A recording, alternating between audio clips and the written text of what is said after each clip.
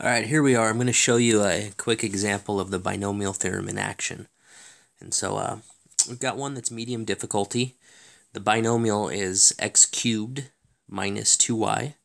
Again, it's called a binomial because it's a two-term polynomial. And we're going to try to expand it to the fourth power. So the first thing to remember is that you could always do this the long way. And the long way means we actually take this binomial and multiply it out 4 times. But after you get past kind of multiplying 2 of them, it just becomes long and tedious, and your chance for error goes up dramatically. And so we're going to try to use this this theorem, which is basically a bunch of shortcuts combined to expand this out. And so let me kind of show you the structure of this, and then hopefully you can recall some of the shortcuts that we've talked about in class. You want to treat kind of this part as 2 terms, meaning you're going to be taking x cubed to the 4th power, then you're going to be taking x cubed to the 3rd power, and then you're going to be taking x cubed to the 2nd power, x cubed to the 1st power, and x cubed to the 0th power. The other thing you're going to be doing is taking the second piece in here, this negative 2y, and you're going to be taking that item to the 0th power, to the 1st power, to the 2nd power, to the 3rd power, and to the 4th power. The idea here, some of the patterns, is the second term is increasing, 0, 1, 2, 3, 4. The first term is decreasing, 4, 3, 2, 1, 0. All these exponents, 4 plus 0, 3 plus 1, 2 plus 2, all of those add to this number, 4. And there's lots of structure in here. The last part of this is coming up with the coefficients. And the most efficient way to do it is to take this number right here, which is a 4, and in front of every term you can write a factorial, which is going to be 4 factorial over these 2 numbers. The factorial. Again, 4 factorial, but now it's 3 and 1. 3 factorial, 1 factorial.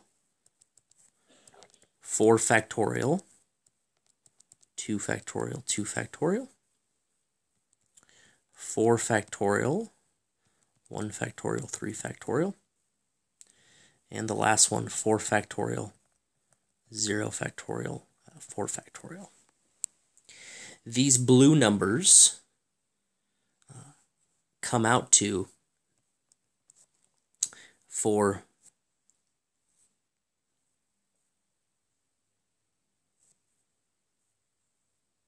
excuse me, not 4. Sorry, I was hesitating there.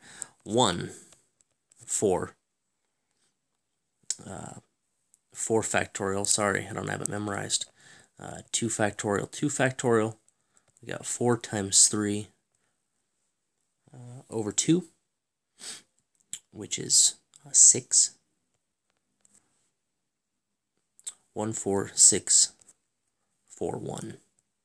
And those numbers are in Pascal's triangle. Some people are more comfortable with that. So, all right, sorry for the hesitation. Here we go.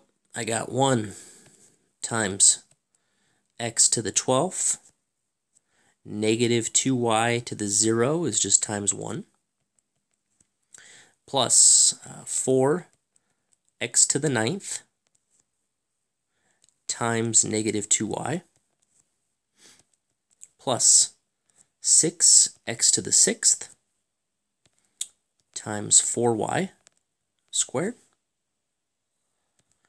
plus 4 x cubed negative 8y cubed plus 1 times 1, anything to the 0 is 1, times 16, that's 2 to the 4th, y to the 4th. And the way it's written is kind of bad form. You want to combine some of these things. Anytime you have, constants written in one term, you want to combine the 1 times 1. 1 times 1 is 1, x to the 12th. 4 times negative 2 is negative 8, x to the 9th times y. And so that negative kind of takes over right there. Plus 24, 6 times 4, x to the 6th, y to the 2nd. 4 times negative 8 is negative 32, x to the 3rd, y to the 3rd. And 1 times 1 times 16 is 16y to the 4th. If you expanded all of this out and combine like terms, and put it all together, you would end up with this, which is the expansion of this. How do we expand it? We use the binomial theorem, which is just a bunch of patterns. One last pattern is when you have a negative in here, your final answer should be positive, negative, positive, negative, positive, alternating signs. So, thanks for watching. Good luck.